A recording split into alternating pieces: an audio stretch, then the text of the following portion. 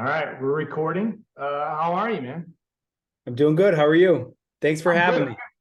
Yeah, for sure. I got to be honest, man. I'm actually like nervous. Like this is the first time I've done this. I'm a loan officer and all that jazz, but I don't really get on video too much. Yeah, So I appreciate you doing this, and you're the first person to do this. So I'm eternally grateful to you, man. I'm honored. I'm honored to do it. So you're in Florida now, yeah? Yeah, originally from northeastern PA, so like right outside of Scranton, Wilkes-Barre area. We moved to Florida about 3.5 years ago, going on four, and we love it down here. Oh yeah, don't miss those PA winters. Not at all. Not at all. I No. can't say I miss shoveling snow at all. So I gotta my biggest question for you is I know you're not the biggest Eagles fan in the world, but if you could do me a favor and ask, somebody at the Eagles, if you know anybody connected to the Eagles, ask them to stop beating up on my Vikings. I Because will. I it's will. I'll put in the request for you. a brother thing. The Viking the they just always beat my Vikings. So You know what? It's funny. What did they play? A couple years. We were actually living in Philly when they played the Vikings in the play. What was that? The NFC Championship, right? When they played them. yeah, that was brutal.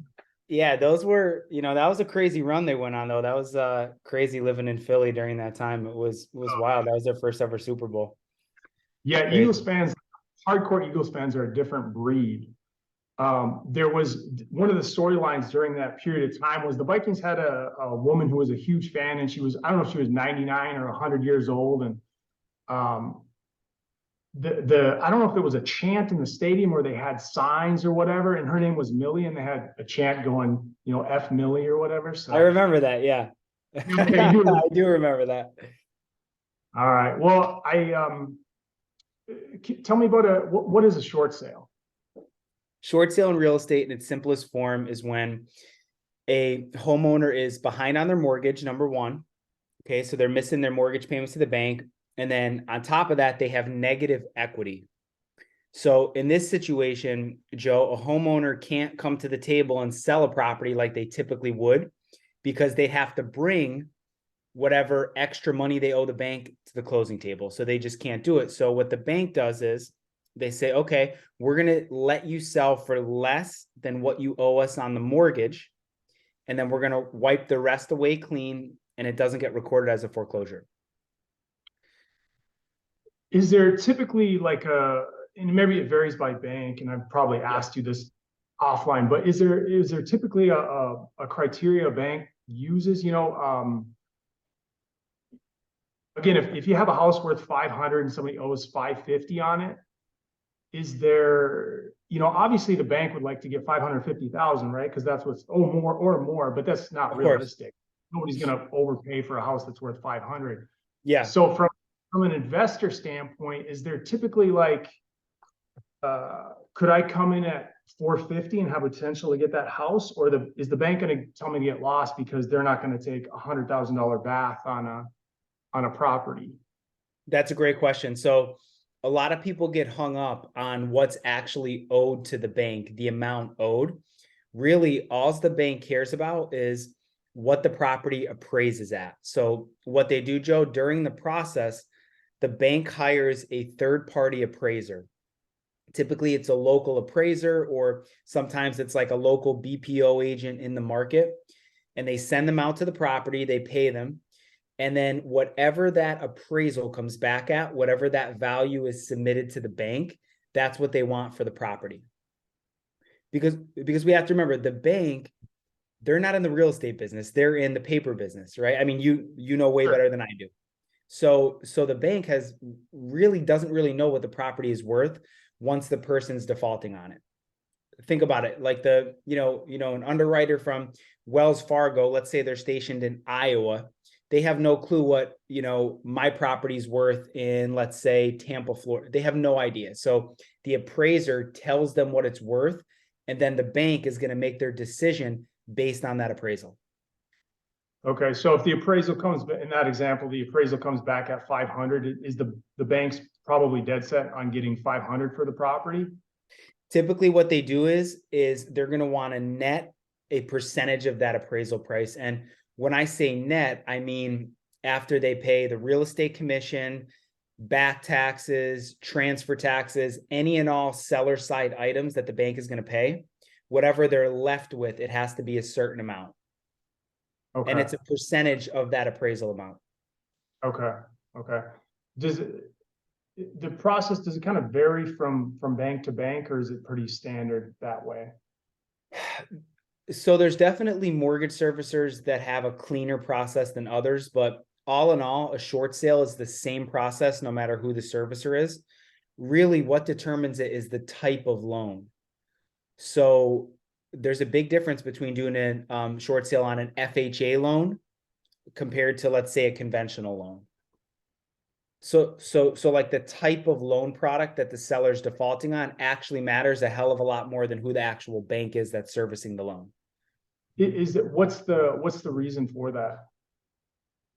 Government. Whenever you're dealing with the government, there's just, a shit ton of red tape. I mean, there's just no ways around it. So I mean, a conventional loan product, typically those are private investors that own those conventional loan products. So they're setting their own guidelines of what they want. Whereas, let's say an FHA or a VA short sale, it's a government loan product. So, I mean, you have to hit so many different steps, jump through hoops just to get it done. I mean, really, that's what it comes down to. There's just a lot more paperwork and involvement. Yeah, FHA HUD can definitely be a pain. Yeah. On the purchase end, I mean, I'm sure it's similar, right? Yeah, yeah. When it comes from an investing standpoint, and I think you've maybe talked to me a little bit about this, but can you talk about a double close? Yeah. So double closing short sales is interesting. I get asked about this a lot. So many short sales, I would say 50% to 60% of short sales have what's called the deed restriction in the short sale approval letter. So what that essentially means, Joe, is the lender saying, yes, we're going to let you, we're going to approve your short sale. You could do the short sale, but you cannot sell the property for X amount of days after you buy it. The most common amount of deed restriction is 90 to 120 days. That's what you're going to see. So if you're an investor and you purchase a short sale and you get a good price on it, you very well may get that short sale approval letter back. And guess what? You can't double close on it because the bank is not allowing you to sell it for several months. Yeah. So in the event there is not that restriction though, and you said you see that about 60% of the time. Roughly. I mean, I don't have it down to like a science, the numbers really, but yeah, I'd say like 50-60%. Is that something that's set in stone too? It's not something that you can get a bank to, I guess, waiver on, or that's pretty much set in stone. That's the way it's going to be. They're not going to waiver on it because a lot of the deed restrictions you see are, again, going back to what I said before, government-backed loans. So like that's not a bank regulation. The government is telling them, hey, we're going to approve this short sale, and any approved short sale, put this deed restriction in. Gotcha. Because Joe, real quick, if I can just clarify something, because the question is great. It's important for people to know. A lot of people get hung up on who the bank is in a short sale. Remember, guys, the bank in a short sale is just a middleman. They are not the decision maker. The entity that actually holds the note is the actual person making the guidelines and decisions. And the bank is just literally, collecting payments, and they're just facilitating everything as the middleman. So like if you're doing a short sale with Wells Fargo is not making the actual decisions. You've got the investor behind the scenes. Exactly. Yeah. Yes. So in the event you don't have that deed restriction though, kind of explain what is a double close? How does that work? A double closing is simply when so it starts off with an A to B transaction. So let's say I make an offer for $100,000, knowing it's worth, I could sell it for 110 on the market. So I'll purchase the property for 100, close on it myself, and then immediately after sell it to the end buyer. So it's A to B, which is the seller to the B investor, the wholesaler. And then there's a separate closing, which is B to C, which is the wholesaler closing on the property, and then the same day selling it to the end buyer. A to B, Uh, B to C. There's two transactions, but they happen simultaneously. if I'm the B person in that scenario where I'm going to buy that property for 100 grand, hundred Yeah, thousand, I have to have those funds ready because the title company is that's gonna be put through as I guess, a legitimate sale. It's not something where you're just, it's recorded. Yeah, yeah, you're absolutely right. It's recorded. Yep. there needs to be that distinct process. That's not the word I'm looking for, but I think you know what I No, mean. no, no, I know 100%. You're 100% right. You have to actually, so like, okay, let's take a different wholesale deal. If I was going to assign the contract, which you can't assign short sale deals, so it's completely irrelevant. But just for the sake of what you're saying, an assignment would be I could show up, get the property under contract for $100,000, but I could sell it for 110, but I don't need to come with any funds at all to closing. I could say I'm just simply assigning my rights, and then the end buyer is paying me for my position in the deal, the 10,000. Whereas a double close, like you just said, I have to purchase the property with funds, turn around, and then sell it. I think you're very familiar with like the wholesaling process. Yeah. Is that, so do you ever, I mean, I don't know if you do it personally or you obviously seen it a lot. Do you ever find that a potential investor has an issue maybe with seeing what you paid for the property? So in that, I got the property for 100 grand and, from Sally who owed 80 on it and I'm selling it to you for 125. Does that end investor ever have an issue with that?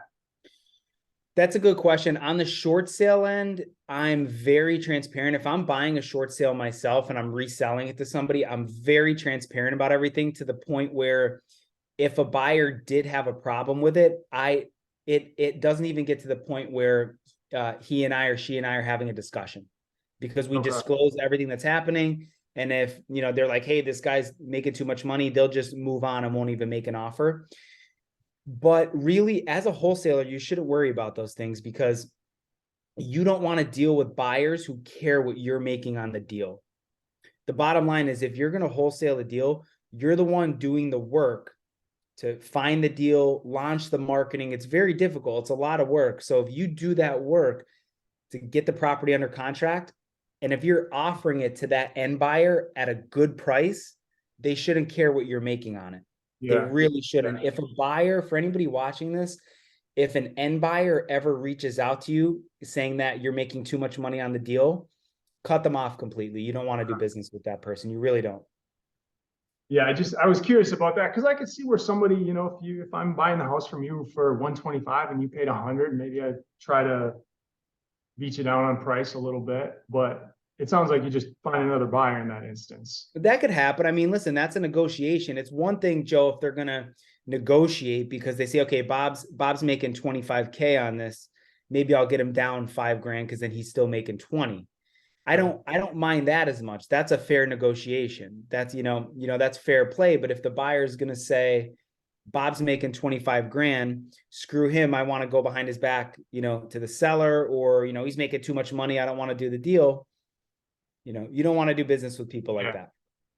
Yeah. So I think you told me you have a course coming out pretty soon. Yeah, it's a short sale course. Okay. What is that? Who's that geared towards? Yeah, Like yeah, it's called short. Yeah, it's called Short Sales Accelerated. It's geared towards wholesalers, investors, and real estate agents as well. It is A to Z, so it's broken down into 3 phases. First phase is short sale fundamentals. So let's say you don't know what a short sale is, you've never heard of it before. The fundamentals, by the end of that phase, you will be familiar with short sales. Phase 2, I go over lead generation, how to actually go out and get pre-foreclosures, how to talk to them, how to get short sale leads, how to actually go out and get business as a real estate agent and or investor. And then the third phase of the course is my 12-step process that my company actually uses to get the deals done. So it's a Okay. very, very valuable course, lots of information. Do you have a timeline on it when you're gonna? It's done. So the Okay. beta version's completed. I sold it at a discount to 15 people. Okay. And I think about almost half, probably about a third of them have completed it. I have testimonials, feedback. So I'm just waiting for the rest to complete it. I'm going to make a couple adjustments and then I'm going to put it on the market. Oh, you definitely got to let me know, and I'll let everybody I know You about got it. it, man. Yeah, yeah. We're Yeah, actually going to have an affiliate link, so I'll send you the affiliate link okay. for it. And I appreciate yeah, it. Yeah, yeah. you pump out a ton of good content. I mean, I've been reading a lot of your YouTube videos and stuff, so I it's appreciate that. it's good stuff. So I think I appreciate it. um what so do you feel like we're going to see like a ton of short sales here coming up with the way the market is going? You know, you've got everybody losing their job, not everybody, but obviously a ton of big A lot of companies, people, a lot of technology, big companies are laying off. Yeah. mortgage companies, the field, the field I work in. So Yes and no. It's not going to be a crash like 08, 09, in my opinion, like a national housing crisis. I don't see that coming. Overall, there's going to be more short sales. I think with the interest rates going up, prices are going to come down a bit. They're going to stagnate, which we're already seeing in a lot of markets, and people are going to lose their equity. And another interesting factor that I'm actually already starting to see now, Joe, people that bought properties that got super excited with the low interest rates, as these mhm. past 3 years, went in a lot of these really, really hot markets, they overpaid drastically for their properties because they were excited about the interest rates and there was very low inventory. And we're actually getting calls from a lot of those people now that just purchased within the last 2 to 3 years that are already underwater and they have to do a short sale. So Wow. yeah, believe it or not, I mean, inventory is still really tight, but people are losing equity already. Yeah, I know that nobody wants to have to go through a short sale, but it's a much better option than a foreclosure. From a mortgage standpoint, it's not going to ding your credit as hard. Typically, after a short sale, you can buy a house in as little as 2 years, depending on the circumstances. Whereas a foreclosure, you potentially have to wait up to 7 years. So Yep, it's definitely a better option. Um, agreed. Anything else, man? I feel weird. So I feel weird looking at this because I feel like I look like a little kid, but that's okay. You're so Nah, much man, taller this is than me. real. Listen, if this is real life, I don't know how tall you are. You're definitely taller than me, so don't worry about that. No, but um, yeah, man. I mean, I guess as far as the course is concerned, for anybody out there who wants it, I know it's going to be coming out soon. It's you know, creative financing right now, as this market starts to shift, whether you're an investor, a wholesaler, a real estate agent, whether you're brand new, experienced, you need to know creative ways to get deals. It's an absolute must. So something like short sales in a market like this, having the knowledge to know how to do short sales is going to be for now, for the next 5 to 6 years, is going to be a skill you absolutely need to have. So I look forward to providing that to you guys with my course. What's the best way for people to kind of just send you a friend request on Facebook? I know you got an awesome Facebook group too. Yeah, Um, yeah, yeah. I'd say join the Facebook group. Send me a friend request. Could you put my information? I mean, I don't know if this is going to be yeah, recorded, but yeah, for sure. cool, cool, cool. I'll Yeah, definitely. yeah, yeah. I'll give you my info, YouTube channel, Facebook, all that stuff. Yeah, and you're very prolific, man, in terms of your content. It's good stuff. I appreciate it. Uh, I try to add value. yeah, I think that's all I got, man. Unless there's anything else you want to add. And again, I appreciate you so much for doing this, man. Yeah, no, no. I thank you for having me. And like I said, you'll put my info down there. And if anybody watching this wants to reach out and even just hop on a call, if you have general short sale, pre-foreclosure questions, I'm very accessible. I'm happy to help. Awesome. I appreciate you, man. I'll talk Thank to you you, soon. Joe. I All appreciate you. right, man. Have a good one. Bye. You too.